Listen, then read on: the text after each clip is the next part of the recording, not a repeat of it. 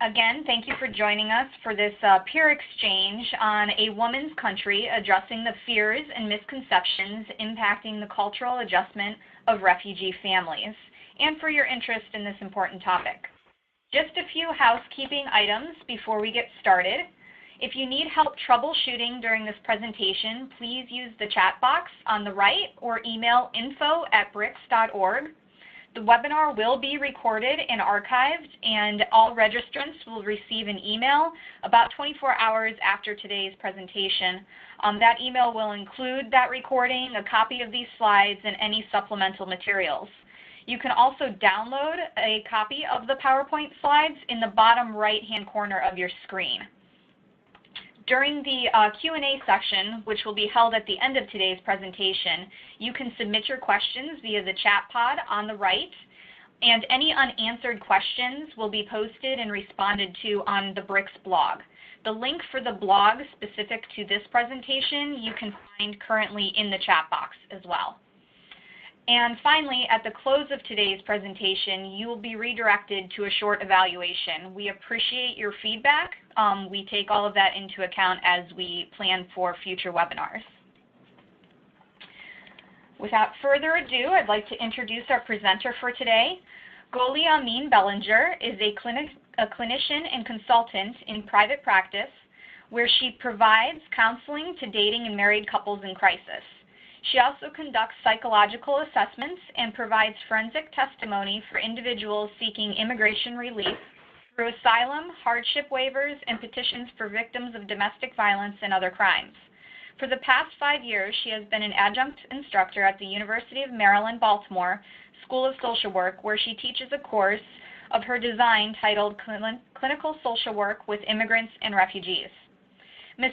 Bellinger holds a postgraduate certificate in global trauma and recovery from the Harvard program in refugee trauma.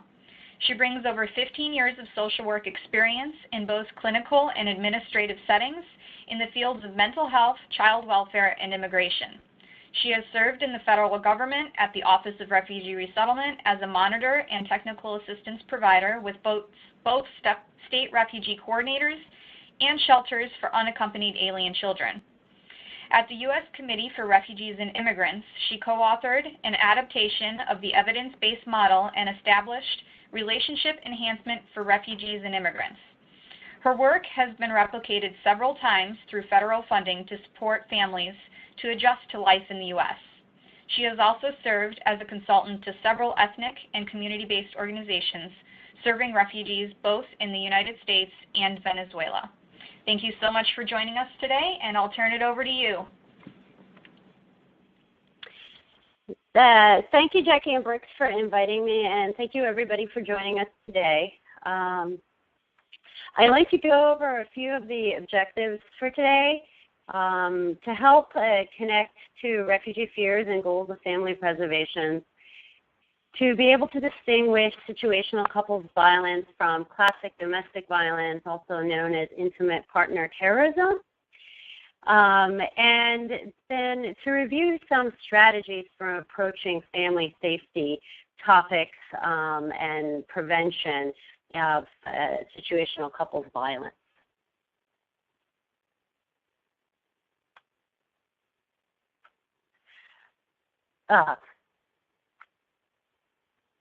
Sorry, okay. Just some technical problems, but I'm fine. So the background of this, of the blog that you can download is in the chat Jackie has posted for you. The background was that from 2007 to 2011, I ran a refugee family and marriage strengthening program at the U.S. Committee for Refugees and Immigrants. It was a conflict management and communication skill training program funded by the Office of Refugee Resettlement through the Administration for Children and Families and under the U.S. Department of Health and Human Services. The focus was really to aid in acculturation and managing family stressors after resettlement, and so that's why the funding was coming from the Office of Refugee Resettlement.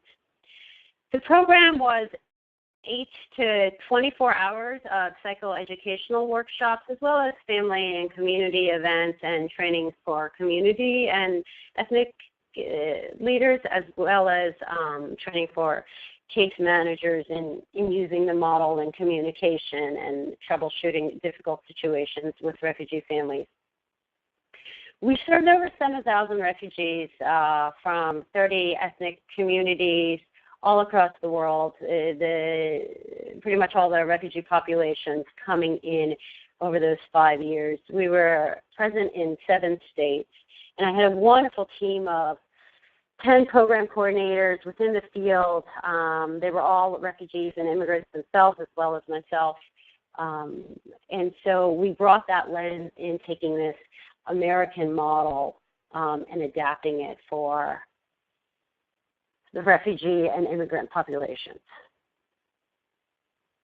So the project goals was overall about adjustment, acculturation, and integration into communities.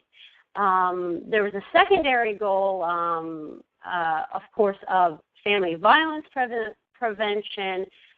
If you can help people communicate better and manage conflict better, it's really going and focus on stressors around adjustment and acculturation. It will overall help with integration and decrease incidence of family violence. The model, in case anyone's interested, the curriculum can be ordered. What I'm sharing with you isn't really in the curriculum because this was the overall program approach. But the model we used was Introduction to Relationship Enhancement that rests on empathy. The entire model is based on empathy, from empathic listening and empathic understanding and expression of validation to empathic expression. To help couples really discuss issues that are difficult. I do this in private practice, both with Americans and immigrant populations. The model's been around since the 70s and well-researched within a variety of settings. So our role was to adapt it for refugees.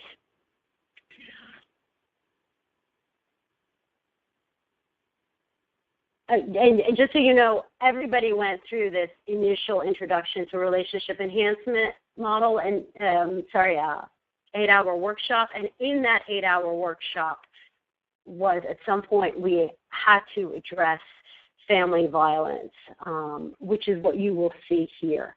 That mandate was from the Office of Refugee Resettlement and really Administration for Children and Families of addressing family violence and violence prevention in healthy marriage programs. So it's not part of the curricula, but it was part of our work with refugee families. Now, my role was to travel around the country. I was a monitor and I was a technical assistance provider within these different 7 states, these different programs. And so I would observe the workshops, and the first thing, kind of the icebreaker of the workshop, at the very beginning, it was each person in the workshops were typically 10 to maximum 20 people. That was the average number of attendees. Introduce yourselves, where you're from, and maybe another question or two, as well as what are your goals in America? So, hands down, every time I heard this from refugees, their goal was success for their family in America, as well as a good future and education for our children in America. You've probably heard this phrase. It's consistent across all immigrant populations, regardless of whether they're documented or undocumented, how they came to the U.S. as immigrant or refugee. They consistently. Kind of a side note, I even heard this from my parents growing up, that they did this all for me, and that probably later in my 20s, I started thinking and realizing, well, it's not just for us.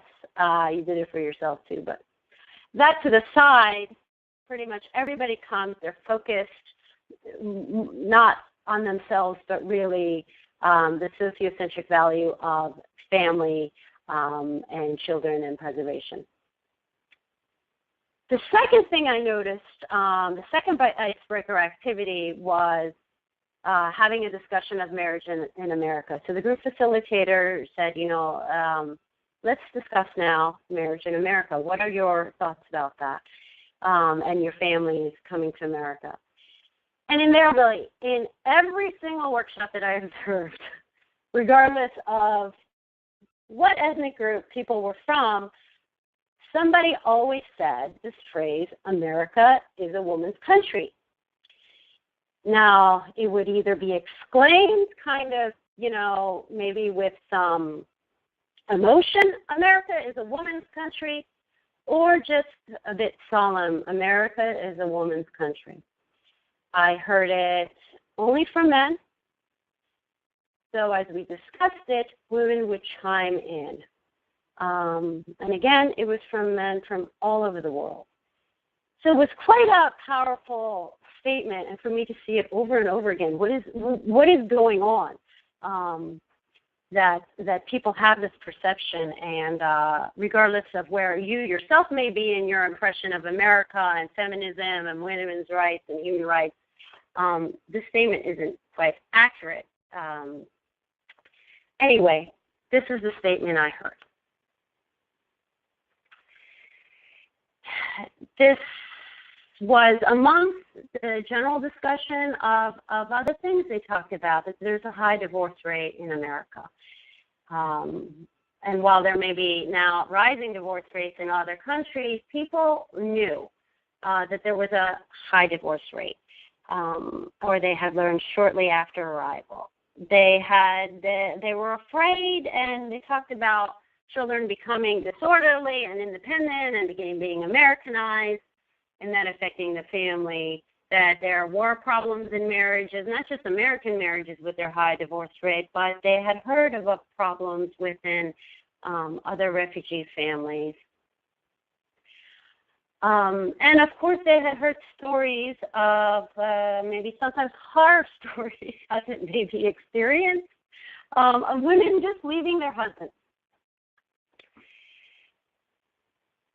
And the women would also join in on these discussions. It wasn't just that I heard it from the men. This discussion was amongst elders to the younger adults. These groups were for ages 16 and up. We didn't serve any children in these programs. So women participated. And so they also talked about some of these things, and I realized what the misconception really was about a woman's country, that they had this misconception. Either they learned it before coming, they learned it in the refugee camp, it was part of their stereotype about America and the American family. They had heard it at different times, or it was shortly after arrival, or within a couple of years of being here. But people were very aware of this, that the police will arrest you and put you in jail, that social workers can take your children.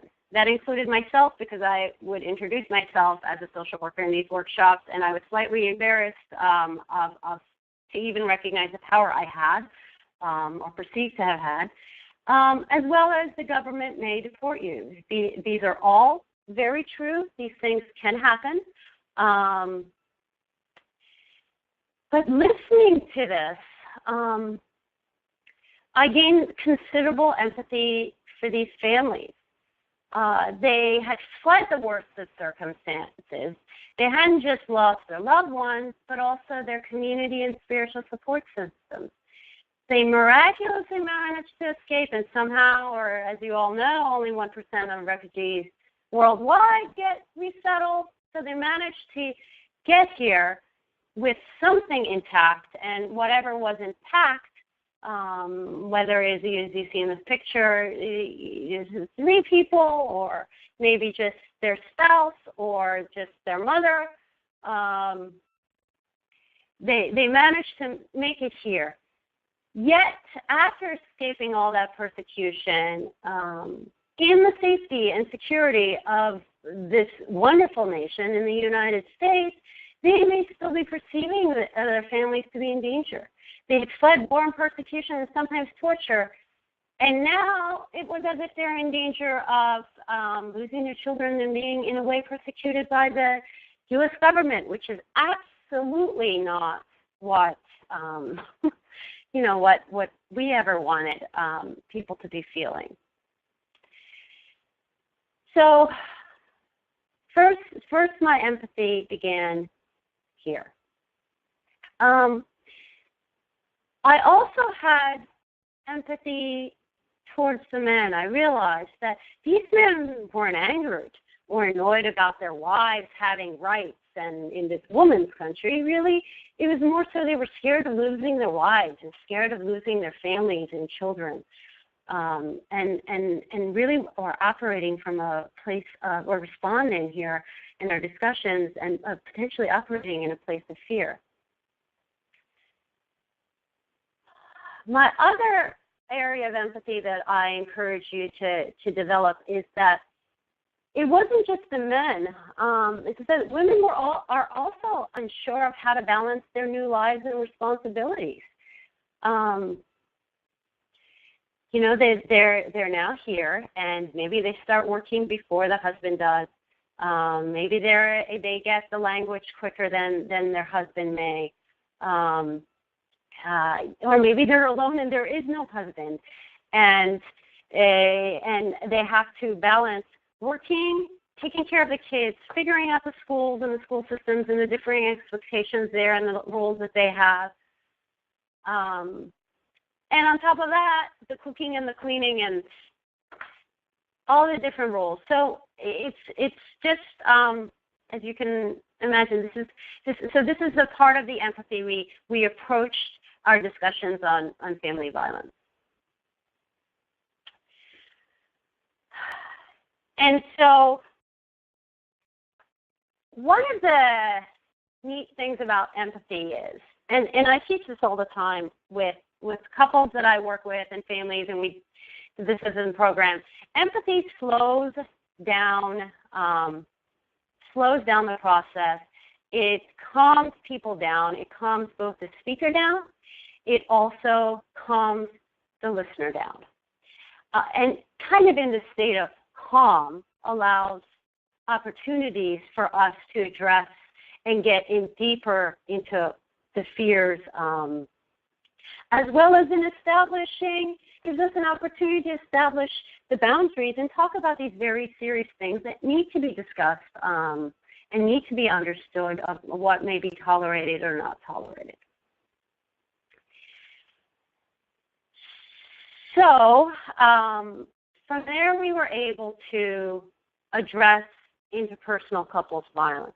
Now, before doing that, I want to just briefly orientate you and help you be able to have an understanding of the differences. So interpersonal couples violence, you may have heard of IPV. There's two types of violence. There's situational couples violence, and then there is the classic domestic violence you probably have all heard of, also known as intimate partner terrorism, and most societies are aware of the latter existing.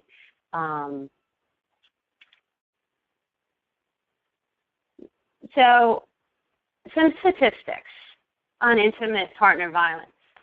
The World Health Organization in 2006 published a major study on the impact of violence on health, and one of the statistics they had was 15 to 71% of individuals reported a lifetime prevalence of physical or sexual partner violence.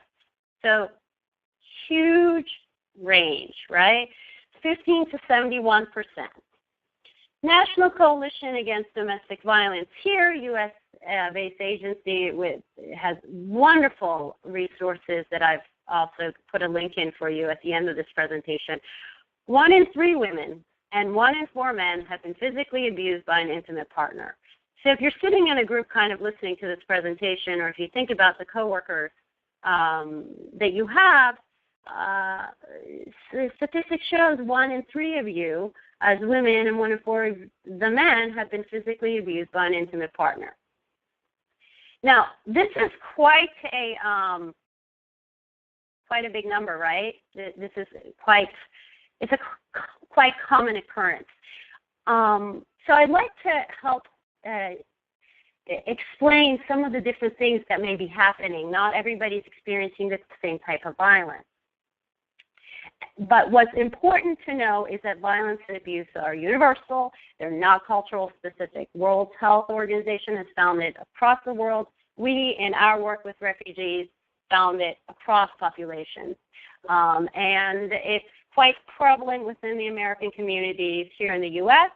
It's not specific to any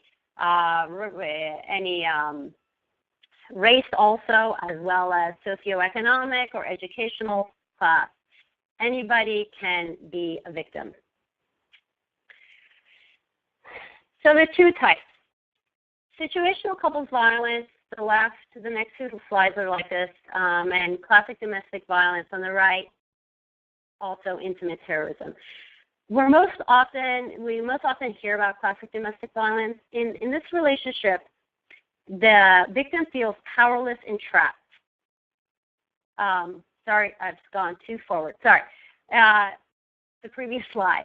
The violence is severe and often results in physical harm. It can be fatal.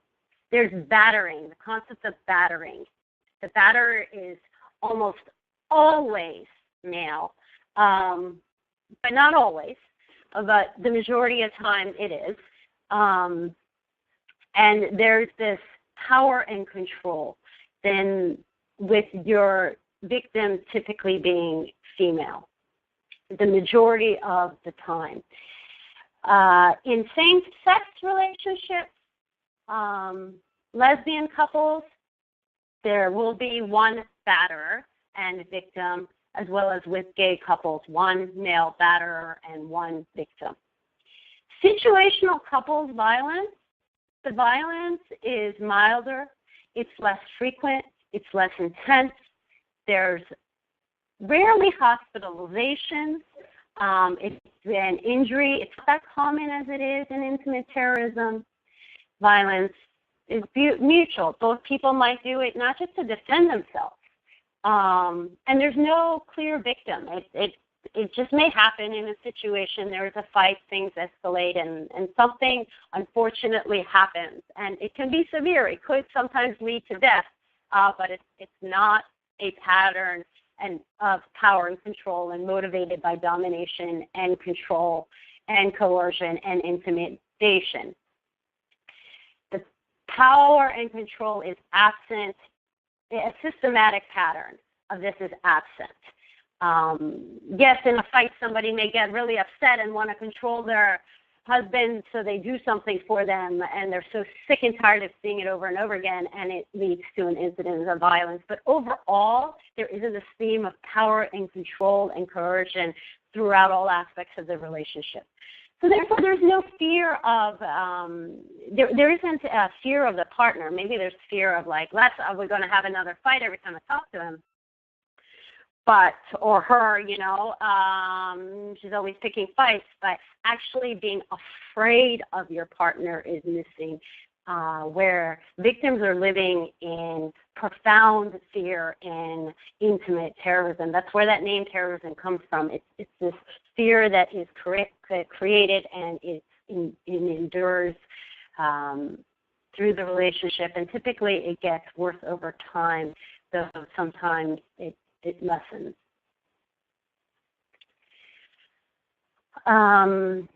With situational couples violence, neither party feels powerless or trapped, where victims are typically powerless and trapped. It's incredibly difficult for the victim to leave or escape these relationships. Often it takes 5 or 6 attempts before a woman is finally able to escape classic domestic violence situation. And unfortunately, when the woman leaves, there's the highest risk of her being killed after she has left, at that point, really, the man has nothing to lose, and it's just much more dangerous.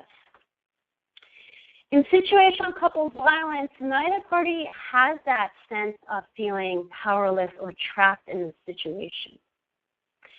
The violence is typically spontaneous, where the other one, the violence is and can be calculated. She can calculate and predict when it's going to happen, and sometimes from his end, it's calculated. She's going to get it when I see her next. So there's really this power over someone. With situational couple violence, there's some recognition that violence is damaging in the relationship, to the relationship, and to both people's mental health. There's some recognition where in classic domestic violence, the perpetrator is in denial, and the victim too. And she may miss the severity and the dangerousness of the situation. And typically, there's psychological issues within both members, which just makes things much more complex, as well as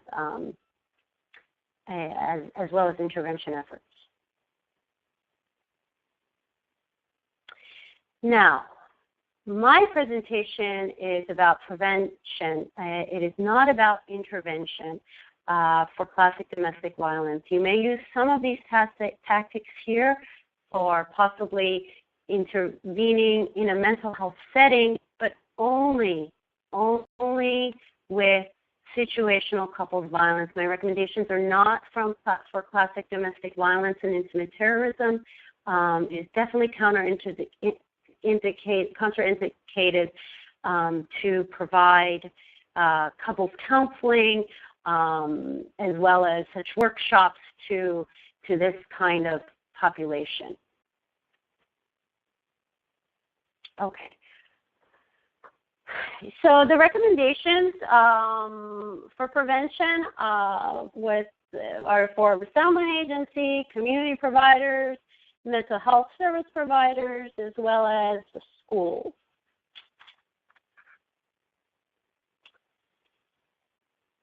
And you can address it on multiple levels.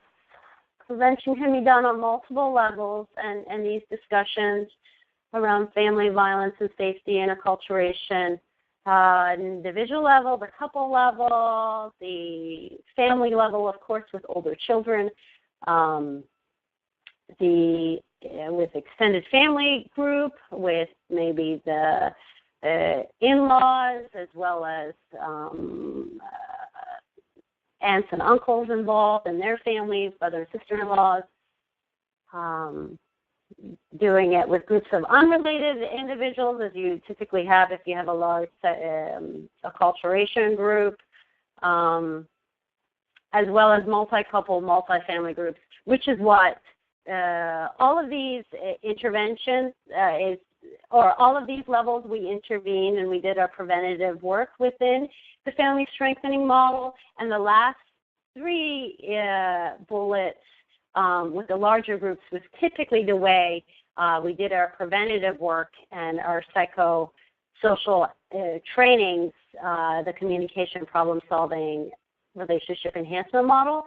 But also, when individuals came into the office, or a couple or a family, and they were struggling with pressures and stressors from after they've resettled in the United States and they're trying to adjust, there's opportunities there that we would talk about family safety as needed. So the approach is, first,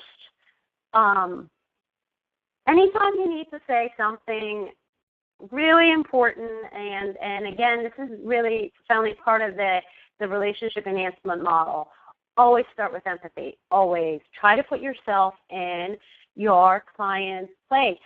Try to put yourself in the shoes of refugees and the fear that they might have that anything they say to you that the police can come after them, that social workers can take their children, that you might get them or their spouse deported.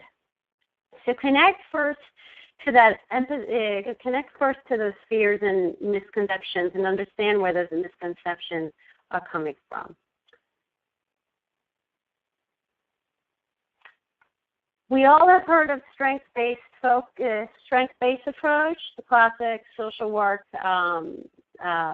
paradigm of approaching everything, thinking about the strengths of our clients, and the relationship enhancement model when the listener is always empathizing, the expressor, when they start communicating, they're required to start from the good first. Before you say something really serious or really upsetting, think about the good. So the thinking about the good, thinking about strengths, calms things down on both sides of the listener and the speaker, and allows more difficult things to be heard and understood, because people aren't operating from a place of fear. So you want to try to normalize the fear and really do that by connecting and empathizing and starting with the good. So starting with the good and strength-based focus. Ask your clients. You may perceive some strengths from whatever you've watched in the setting that you're in. And these are just universal strengths that refugees bring. Their goals for family well-being, their goals for family success, and the importance of safety and security in the United States and what they have fled and endured and what they've survived. So remember the good, empathize. The second step of empathy in the relationship enhancement model is validation. So when you express your empathy, when you say your empathy out loud, it's very difficult now. Your wife now has to manage everything for the house and still and take care of you and still go and work. Yes, it's really difficult, you as a male not being able to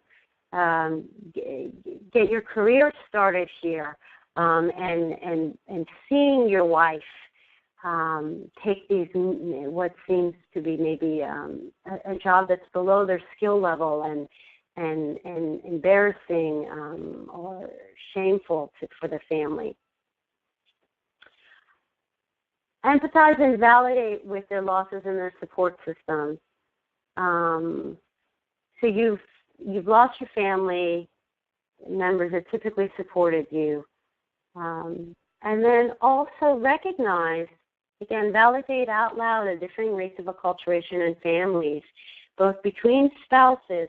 So when you're validating and empathizing, it's also an opportunity for psychoeducation, which is how we were able to approach everything in our model. So validate and emphasize that there's different rates of acculturation in families between spouses, children, parent, and child, as well as elders with the younger people in the community.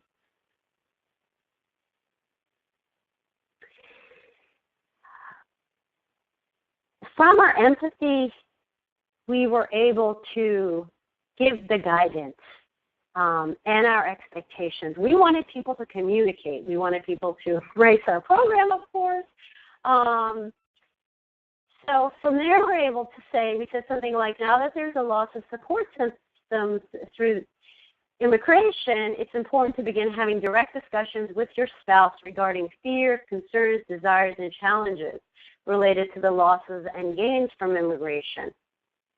And that increasing communication in the family will help you to focus and better prepare to achieve your goals and be successful and protect family well-being in America. So do you see, we empathize then we kind of stated what we wanted, our expectation, or we made our recommendation, and then we connected it back to refugee goals.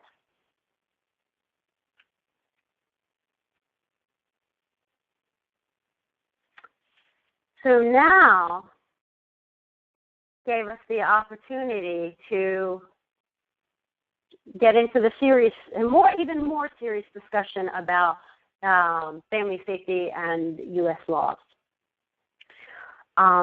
So this is important that we empathize with refugees, but we wanted refugees to also empathize in a way with the American values so they can understand why things are set up this way.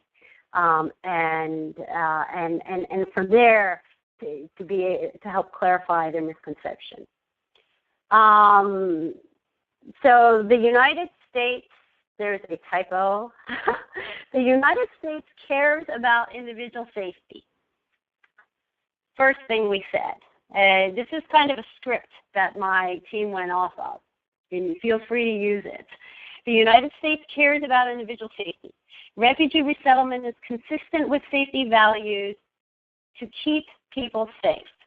So the U.S. government participates in this program for refugee resettlement, including bringing you here because it's so important for the U.S. government that people are safe.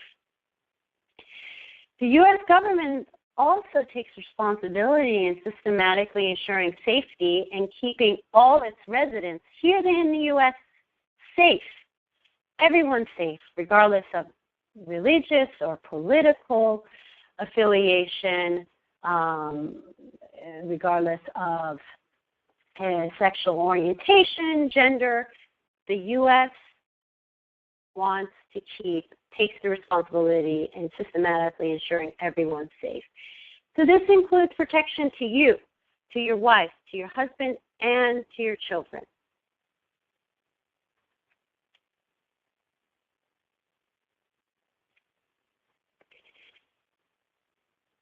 At the same time, this is again back to empathizing. It is a constant empathizing, boundary setting, and communicating your important messages.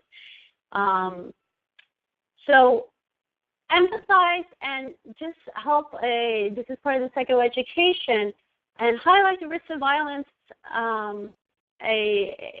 as a precursor to establishing your non-tolerance policy, your non-tolerance of violence policy or approach or value system that you as an individual or your agency may have. So verbalize with empathy disruptions to the family function and ongoing stressors in the family. Recognize that conflicts not addressed can boil into violence. We would say life can be so stressful here. There are so many changes. You don't have people to support you that you used to. Your mother isn't here to talk to, or your aunt, or your grandmother, or the elder. People just aren't here to help. And so with all the stressors, things, God forbid, and if they were religious, we would say something like, God forbid, things can boil and erupt into violence.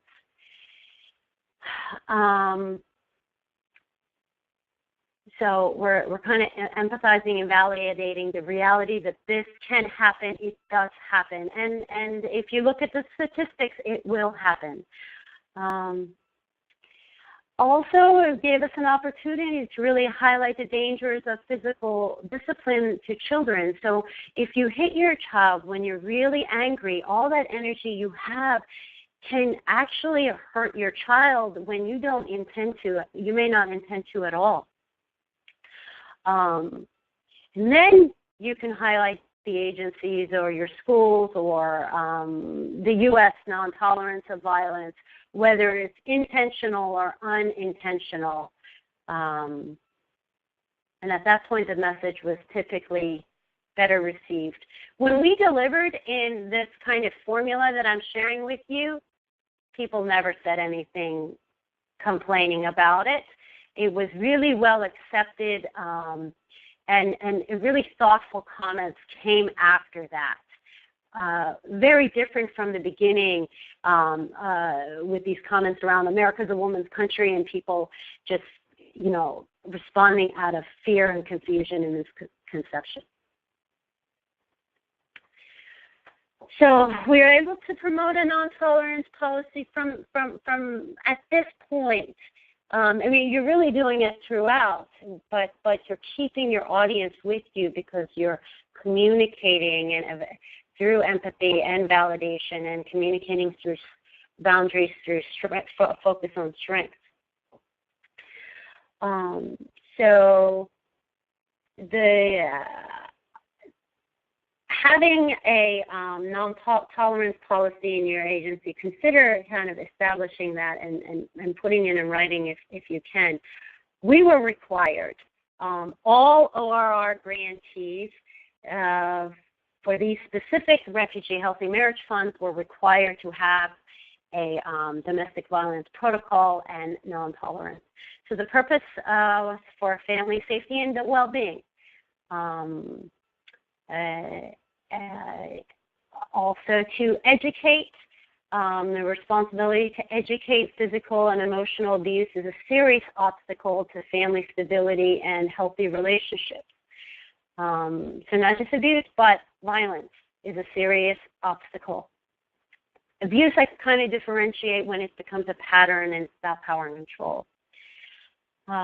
Connect families, individuals by providing hotlines and referrals to domestic violence providers and shelters, and target both men and women.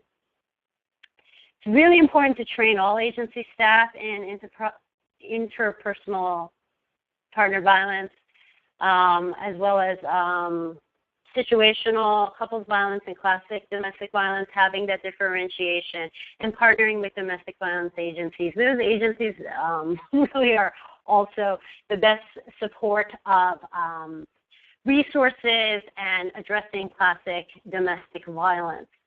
Less so sometimes situational couples violence. The reason that the training for all agency staff, we were required to do it in our programs, but the reason it's important is because people at different levels see things when couples, families individuals walk into the office. They hear stories at different times. The secretary may hear a story that the caseworker doesn't hear. The ESL teacher may hear a story that the caseworker doesn't hear or observe certain behaviors in the office. We also had this approach that I developed with my team because we found that often refugee resettlement agencies were not referring people to shelters where because they had a sense that because often refugees wouldn't go, and that's a lot of the time that was because for situational couples violence, a shelter is not appropriate. For classic domestic violence, a shelter is not, it should be part of the plan, but because it's the most dangerous when a woman leaves, you have to be very careful of what you're recommending and when you're recommending it. So these recommendations are really here for you to use and implement to help start the conversations, not just within refugee communities and with community leaders, but as well as within your staff and your refugee and immigrant staff too.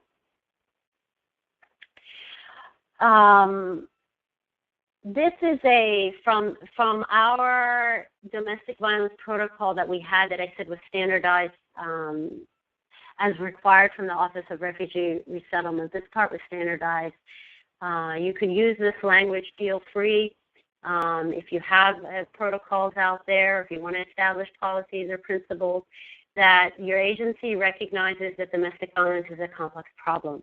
Physical and emotional abuse is a serious obstacle to family stability and healthy relationships. The staff is committed to ensuring that all activities are provided in a manner that does not compromise the safety of any family member. We recognize the diversity of refugee families in our communities that we serve and the importance of providing culturally sensitive approaches to supporting the development of safe and healthy relationships. That's an excerpt from ours. So to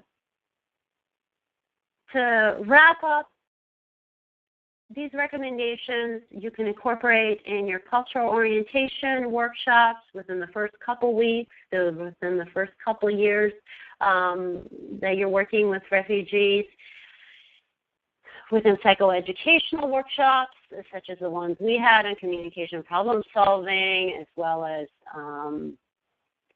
maybe you have parenting workshops, parenting trainings, within interventions within counseling from a certified licensed mental health professional. You can address these topics in these ways that I've shared with you in parent-teacher association meetings and parent-teacher conferences, after-school activities, including teen dating programs, as well as having flyers or information at community events or sessions at community events, and 3 religious institutions, including premarital education. Next 2 slides are resources for you, Situational Couples Violence and the Relationship Enhancement Model, and other resources for refugee families. Okay, so we now open it to questions. Please, if you have any questions, you can submit it in the chat box. And sorry, everyone, that chat box is on the right, not the left.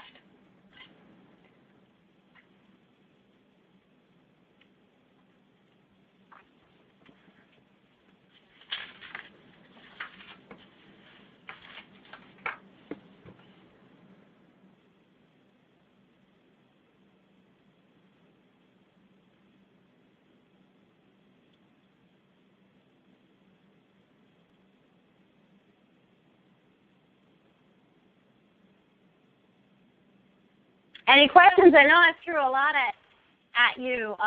It's a pretty intense topic, and I hope that I've been able to share some of the different strategies we had.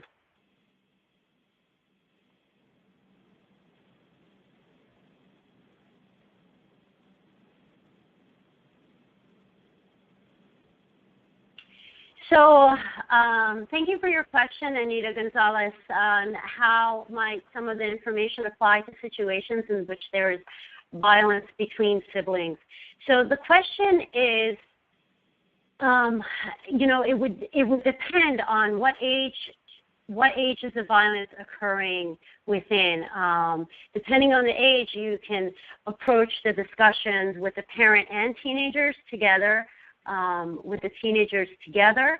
If they're younger children, discussing it with the parents. And sometimes when you might see a lot of violence coming from a child or violent behavior coming from the child at schools, it may be helpful to try to see what might be happening within the home and the parent-teacher relationship. The parent relationship if the parents are struggling together.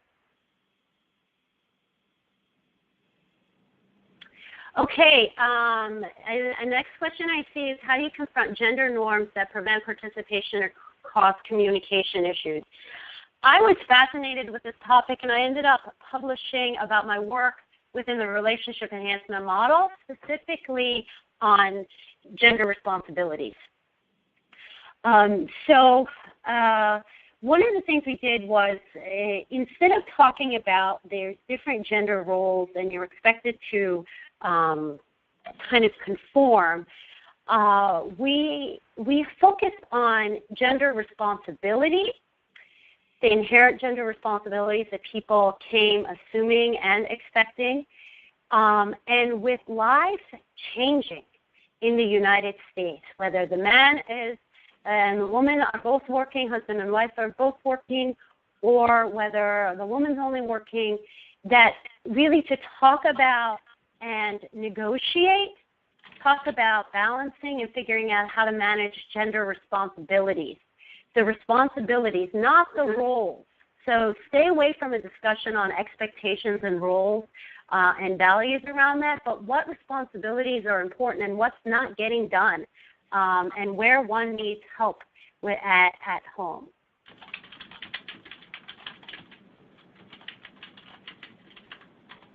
Were we able to quantify the reduction in home violence? No. Our program, we quantified how much people learned of communication and problem solving. The model was to teach people communication and problem solving. On an ethical level, we had to address violence in homes, and we took a preventative approach. So we did not, and we weren't intervening. So we did not measure that. That wasn't within the bounds of the program. And it would be nice if there was funding to measure these things. I'm trying to, Jackie, scroll up the questions. Okay, here we go.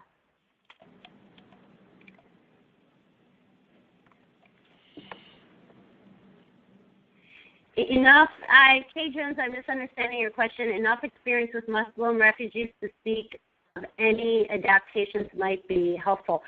I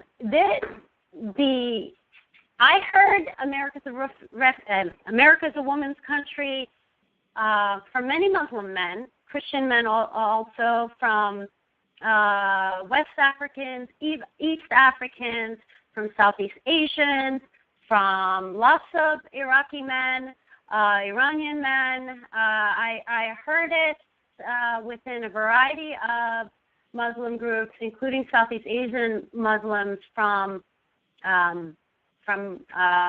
Burma. So this model, the way we approached it, because we approached it so much with empathy and connecting to people's fears, we were able to go past expectations of religion or gender or these other normative rules that were out there.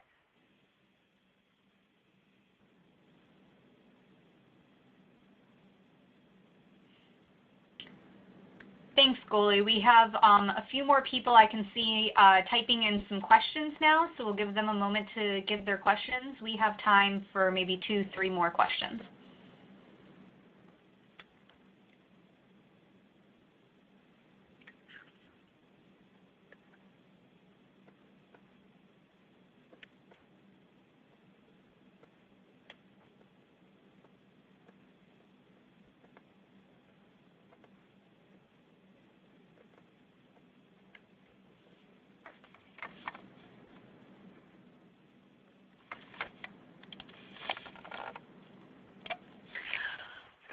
So there's a question, how successful is the communication among family members? So as I said, we measured skills learned. The relationship enhancement model specifically, it rests on empathy. Everybody pretty much learned empathy. We had a very high success rate of learning empathy. Some of the other intricacy of the skills vary.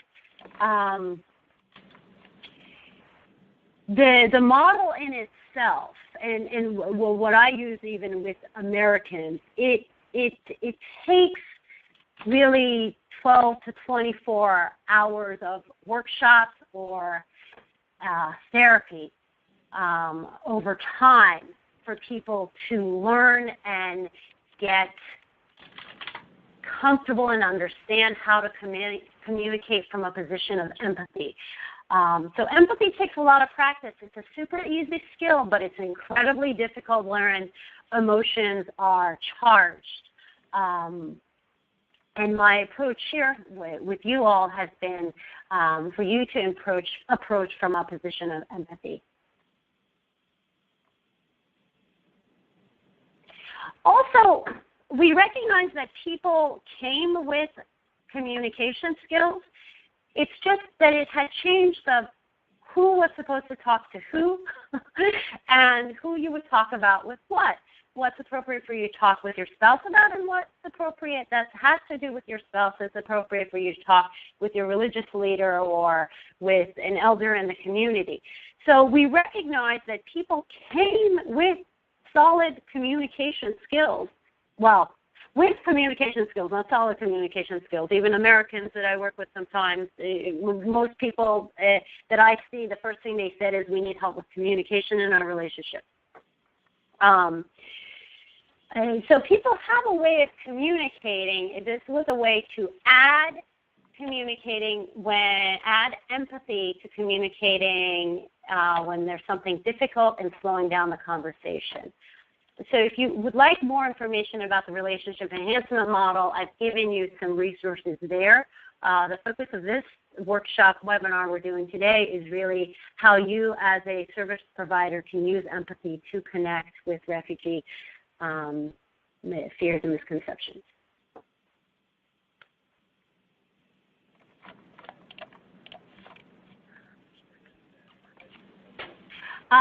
So how would you recommend supplying materials without offending?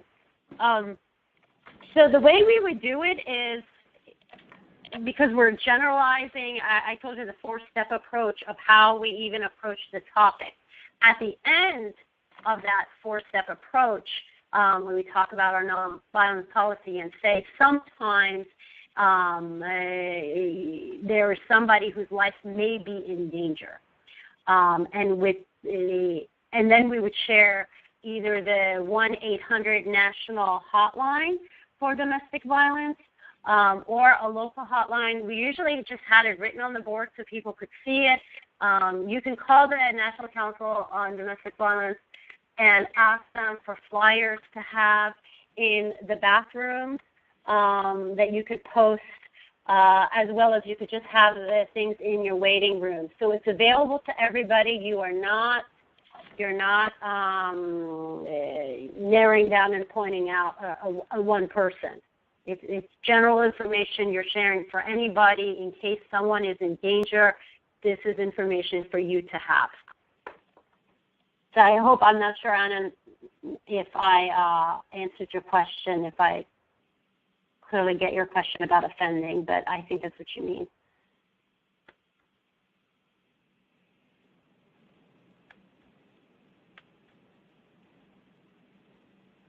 Are these workshops done with mixed, cutting off, I don't know, with mixed genders? Yes. We did workshops just with women as well as just with men. We did do it that way, but rarely. The majority of the time we put everybody together. We had a couple sites that with Somali Bantu, so this is a specific ethnic minority group arriving at that time, with Somali Bantu, and women and men participated in separate workshops. But generally, we found that there was no problem bringing men and women together and having these discussions, including even within the Somali Bantu population. I brought a group together of Somali Bantu community leaders and Somali community leaders, both men and women, talking about this issue. And the community leaders and the ethnic leaders, you know, for a long time, they're the ones they're the ones that hear about these issues. Some know how to deal with it and have traditional ways, and others, unfortunately, don't.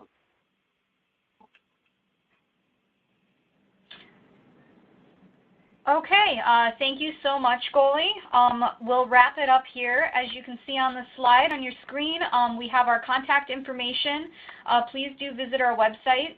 We have a clearinghouse with over 6,000 reviewed resources on child welfare, family strengthening, health and mental health, schools, so on and so forth. You can email us if you have any specific technical assistance questions, or call us toll-free. And then if you are not following us on social media, please do join up. And with that, I will close today's webinar. When I hit end event, you'll be redirected to an evaluation, and we really appreciate your feedback. It should only take about 2-3 minutes for you to fill out. Again, thank you, Goli, and thank you for the great discussion and for joining us today. Thank you.